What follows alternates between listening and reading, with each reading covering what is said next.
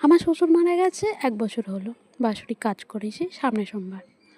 আমার শাশুড়ি আলাদা খায়। বিয়ের পরে কদিন ৩-৪ বার আলাদা হয়েছি। তারপরে শেষ আমার ছেলে যখন 1 বছরের তখন আমাদের আলাদা করে দিয়েছিল।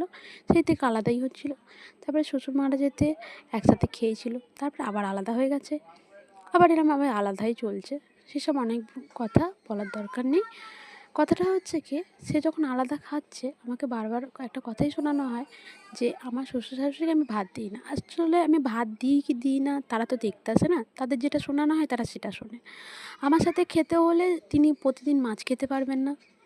আমার সাথে খেলে প্রতিদিন মাছ মাছ না হলেও যদি ডিম হয় 2 টো করে ডিম খেতে পারবেন না।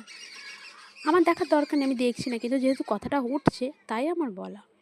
আমি পারব না, আমার পক্ষে সম্ভব না। তাই তিনি আলাদা খায়। তো বলা হচ্ছে যে আমি যেমন শ্বশুর-শাশুড়িকে দেখিনি, আমার ছেলেও আমাকে দেখবে না। মা আজকে তোমার কাছে জিজ্ঞাসা করি, আমার শ্বশুর-শাশুড়িও কি তাহলে আমার শাশুড়ি তার শ্বশুর-শাশুড়িকে দেখতো না? তাই হয়তো আমার হাসব্যান্ড তাদেরকে ভাত দেয় না। তাই জন্য তাদের মনে এই কথাটা আসে যে আমার ছেলেও আমাকে ভাত দেবে না।